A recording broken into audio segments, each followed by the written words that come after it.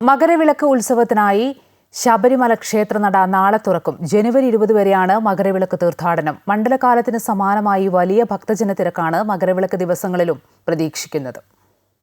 നാളെ വൈകിട്ട് 5 മണിക്ക് തന്ത്രിയും മേൽശാന്തിയും ചേർന്ന് നട തുറക്കും. തുടർന്ന് ആഴിയിൽ അഗ്നി പകരുന്നതോടെ മകരവിളക്ക് തീർത്ഥാടനത്തിന് തുടക്കമാകും. മറ്റന്നാൾ മുതലാണ് തീർത്ഥാടകർക്ക് പ്രവേശനം അനുവദിക്കുക. ജനുവരി 14-നാണ് മകരവിളക്ക് ദർശനം.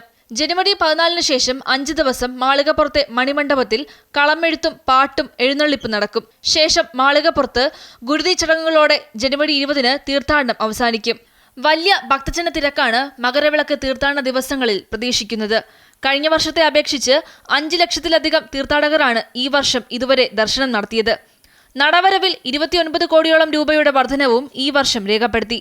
വെർച്വൽ ക്യൂ സ്പോട്ട് ബുക്കിംഗ് സംവിധാനം ഫലപ്രദമായതോടെ മകരവിളക്ക് തീർത്ഥാടന ദിവസങ്ങളിലും അതേ സംവിധാനം തുടരും. അമൃത ന്യൂസ് സന്നിധാനം.